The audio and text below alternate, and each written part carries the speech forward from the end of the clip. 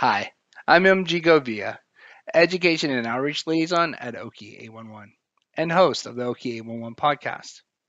I recently was asked to be a guest of Coffee with Jim and James, a podcast produced by Energy Worldnet. Had a great time discussing what my job is like and why I love it so much. If you're looking for more safety industry content, I highly recommend subscribing to their podcast as well. We will provide information on how to find it in the description. So sit back and enjoy this episode of Coffee with Jim and James. Coming right up.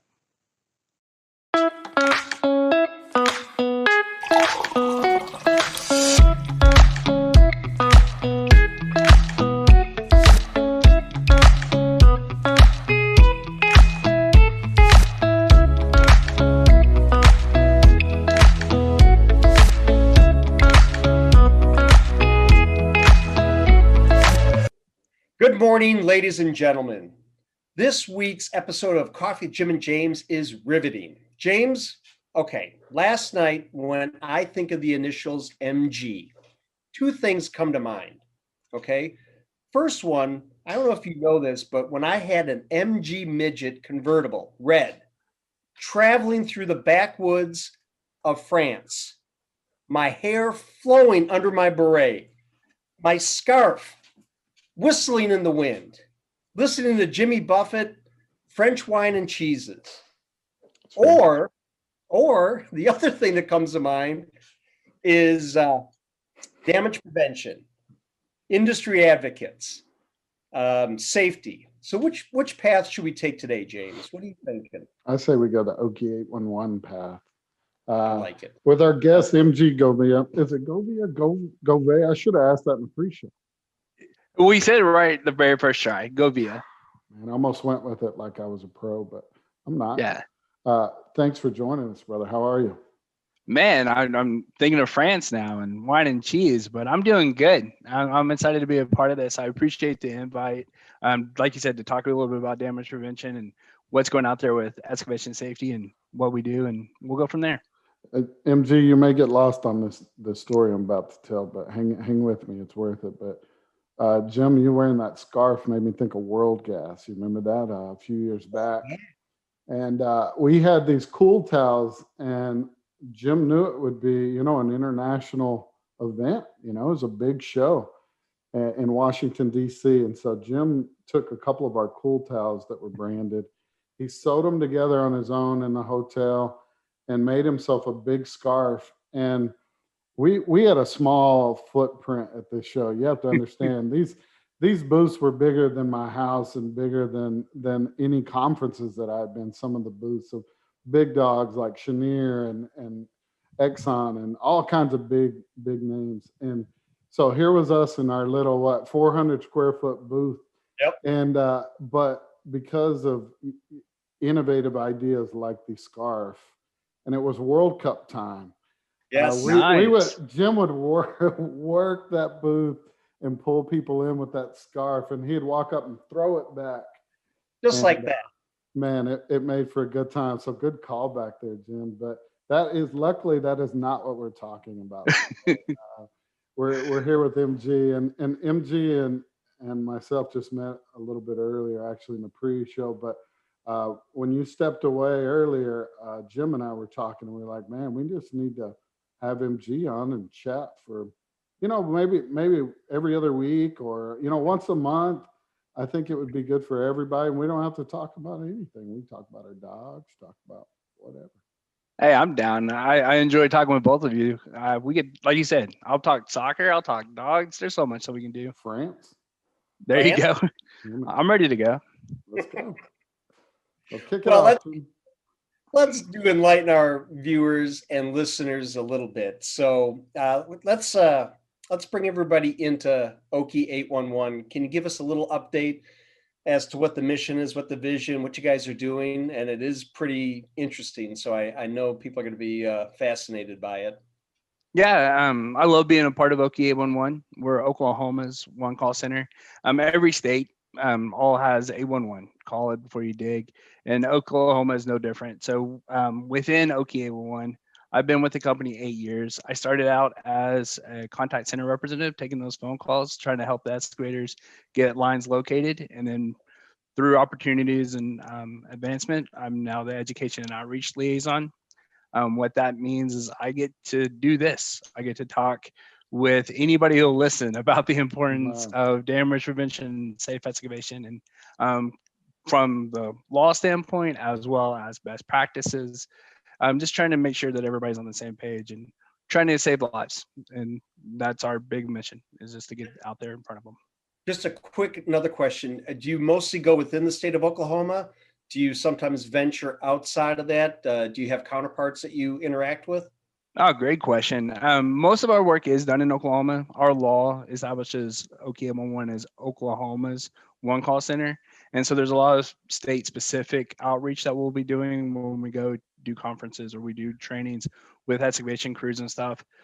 But there are a lot of opportunities for partnership. I work with Texas 811 quite a bit, and we call it 811 along the border, because we have crews that will work on a pipeline and come into Oklahoma, and the laws differ just a little bit, how much notice or tolerance zone or things of that nature. So we just make sure, hey, once you cross this state line, things are a little bit different, and we want you to know the differences, but the overall mission is still the same. And being able to work with Texas, or I'm part of a national liaisons group where we're networking and kind of sharing best practices. Like, hey, how are you getting in front of these people? What organizations are you partnering with?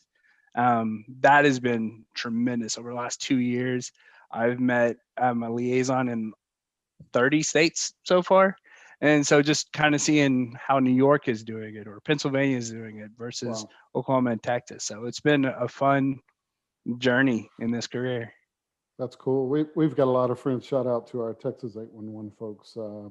Our friends over there, John Sparks, Doug Meeks, Keith, Tina, all those folks over there doing great stuff, especially during the pandemic.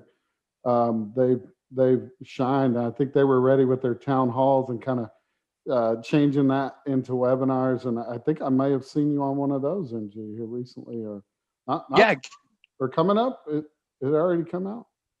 It already did. Keith and I did a virtual webinar exclusively, like we were talking about, the difference between Texas and Oklahoma laws. We have future plans already.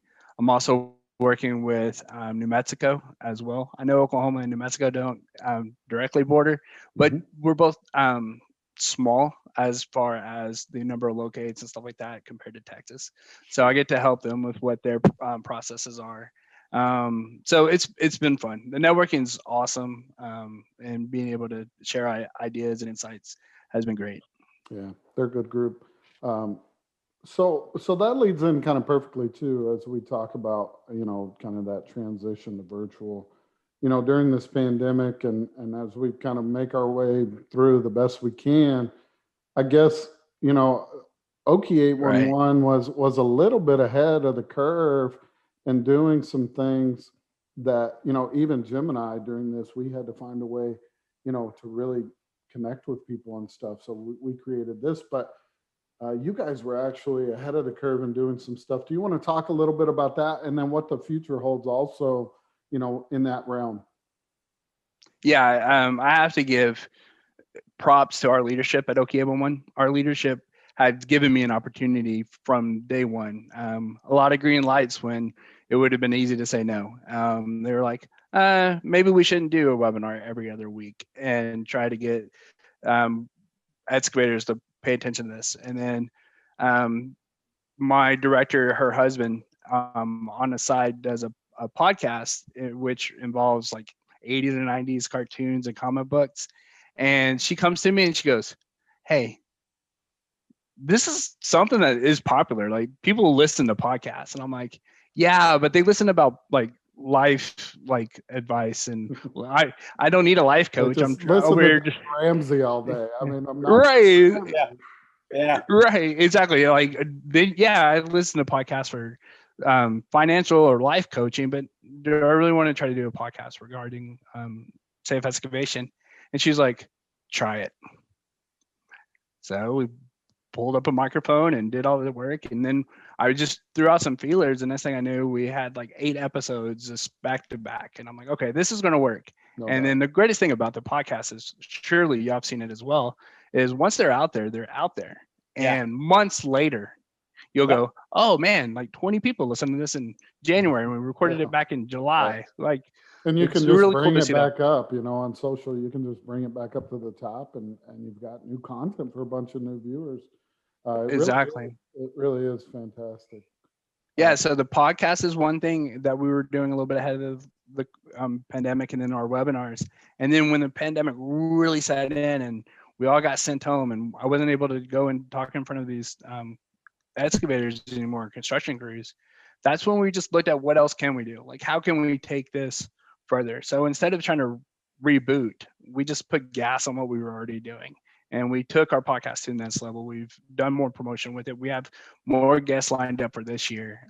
By the way, both of you. We have tons of opportunities in front of us with the podcast, with our webinars and dedicated trainings as well. So if any Oklahoma listeners, please go to our website, OKIE811.org. You'll see plenty of opportunities to interact with us as we educate virtually as much as we can. Hopefully we'll be back in front of people soon, but until then, we're doing as much as we can.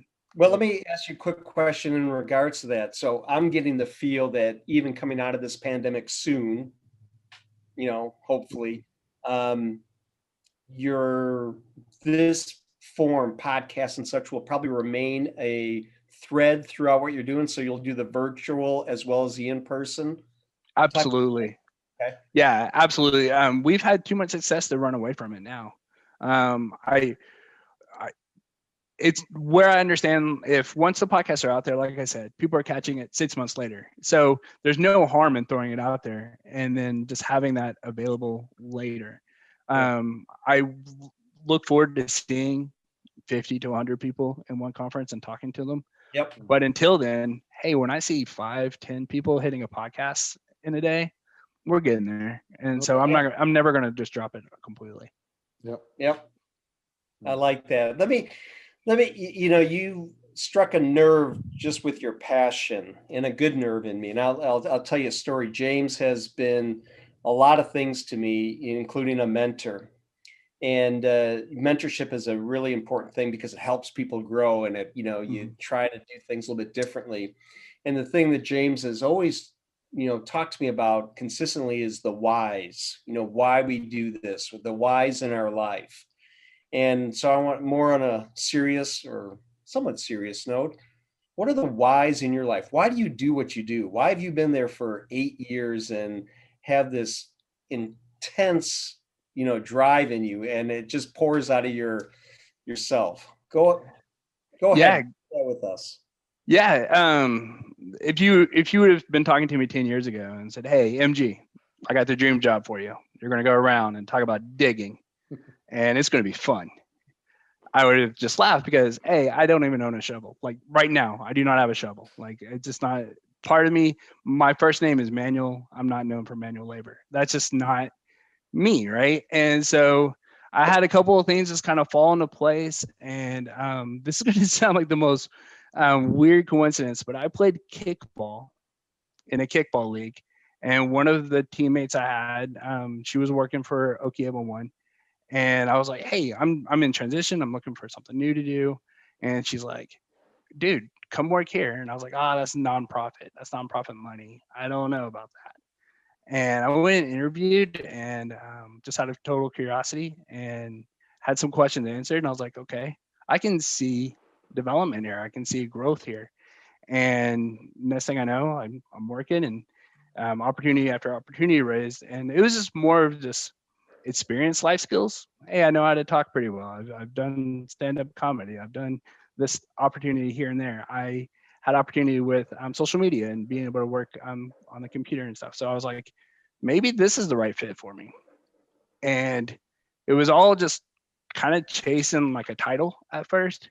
And then this is when it became serious. About 2 years ago, I was given one of my first safety meeting presentations, 7:00 in the morning in Tulsa. I drove to Tulsa from Oklahoma City that morning, so that's almost a 2-hour drive. So I get there, I'm sleepy, I admit it, but I'm there. And the safety director for this construction company, he's telling me, he's like, hey, MG, just so you know, our average employee here is between the ages of 18 and 25, entry level construction. This is a safety meeting. You're going to have to keep their attention. Good luck. Right. And I'm like, okay. And he goes, but whatever happens, I need you to really talk about the tolerance zone. It's really important that we talk about the tolerance zone and explain to them about the 2 feet either side, no mechanized equipment, being safe stuff. And I'm like, okay. And I was kind of mad at him in my head because I was like, I already have my PowerPoint ready to go. Like, you're going to ask me to tell him something extra when I'm already like with this canned presentation ready to go. But I'm going to do the best I can. So doing the presentation, I'm going through it, and there's just one slide. And I know it sounds so simple, but it just says dig safely on it. And that's all it says, those 2 words. And I went into this little story. I was like, hey guys, OKIE811 is a nonprofit that our operating costs are covered by member companies. A member company is that underground facility that we're trying to protect. There's a lot of reasons we're trying to protect that underground facility. There's somebody making money by things going through that underground facility, whether it's a pipeline, whether it's electric, whether it's water, right? So we can all agree, let's not hurt somebody's money. Second, selfishly, I want to be able to take a shower. I want to be able to watch the soccer game on the weekend. I want to be able to make a phone call or get on the internet. So selfishly, please don't mess up the facilities. And then I know a neighbor that probably wouldn't survive the winter without heat. I know someone who needs to be able to call 911 if there's an emergency or they fall. So let's also protect the underground facilities for them as well. But I can promise you that no matter what I say about all of that aspect of it, the reason I'm here is for you. I want you to come back to work tomorrow. Yes. Amen. And when I said that, when I just said, I want you to come back to work tomorrow, I mean, it felt like I punched every single dude in their stomach. And it was just like this weird, quiet, like, did I say something wrong? And I go, so if you go back to work tomorrow, you can provide for your family. You can be there for your friends. Let's move on. And I talked about the rest of the presentation. The presentation ends and safety director comes up to me and goes, hey man, thank you so much. That was a great presentation. Do you mind if we talk real quick? And I'm like, no, not at all. Because if you know anything, that means you're about to get some free food. And so I'm like, yeah, I can do this. And so he's like, all right, well, I need to talk to 5 guys real quick. And I'm like, okay, are they in trouble? And he goes, no, they're not in trouble. So they're walking up and I'm putting away my laptop and everything. And I grab them each a hat, throw them some keychains and stuff. I was like, hey guys, thanks for being here. And as I'm putting my laptop into my backpack, I hear the safety director go, I hope you all enjoyed today's message from MG. I want you to take it to heart. There's no reason that we lost an employee a couple months ago. Oh, geez. Oh, wow. Right. And so I did not follow up with any questions. So to this day, I don't know if that means that someone died. I don't know if someone got hurt so bad they couldn't come back to work. I don't know if someone got caught being stupid and got fired on the spot. I don't know. Right. I'm hoping for the last one, right? Right. But I'll never know. But in my mind, I'm like, if my message can make everybody just remember, be safe. All the other stuff where I talk about my member companies and their utilities, or how I need to wash my hair, or how somebody needs to call 911, those are all important, but nothing is more important than the life of a construction worker or anybody doing digging around those utilities. And that's why we do what we do. That's my mission for this year. I think I'm getting better at getting the message out, but now I want to humanize that message. Hey, I figured out podcasts. I figured out webinars. I figured out PowerPoint. Now I need to just keep reminding you, hey, there's lives out there that are working. You're doing well at it, MG. Yeah. That's right there. If that didn't convince you, if that's not the teaser that we pull out, Jimmy, then we're doing we're doing it wrong. That was passion. That was. Hey, MG, we finish the show every time with one question, and you, if you're a listener or a viewer, you've probably seen it, so you probably cheated, but we won't talk about that because there's a high level of integrity between these 3 individuals. But if you did, you may be prepped. So, question is, MG, do you love what you do. Absolutely. It ties into the story I just shared, but every day when I get to throw on the shirt and I get to explain what we do as a company, not only on the sending out locate requests and not only in getting that aspect taken care of, but I get to go and save lives. I get excited about that, and I just look for better ways to do it each day. In the last year, I've grown my networking to work with other liaisons in other states. I've really want to be a big factor in the industry, so that we can all figure out how to do this the best and most efficient way.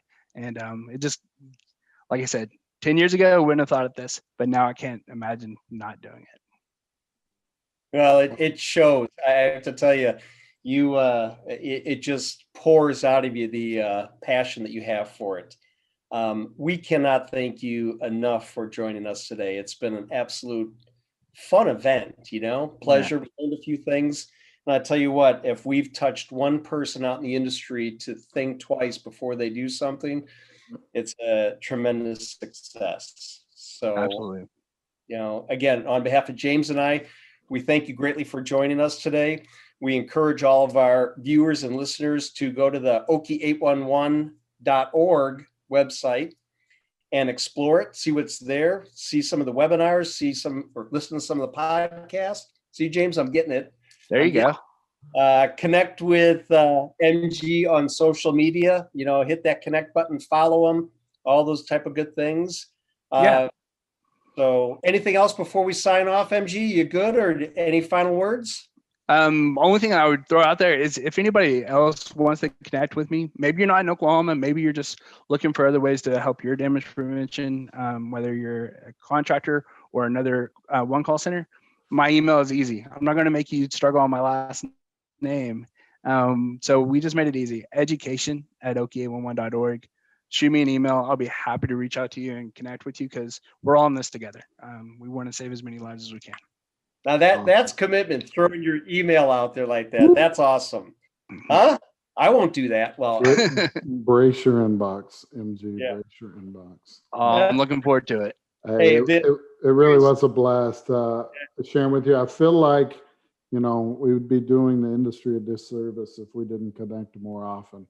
And so I'm excited to, for that possibility in the future as well. So thanks for coming on. Hey, no problem, guys. Looking forward to it. Absolutely. Thank you. And then to our audience, thank you for always joining us. Until next week on Coffee with Jim and James, please, everybody, stay safe. Take care.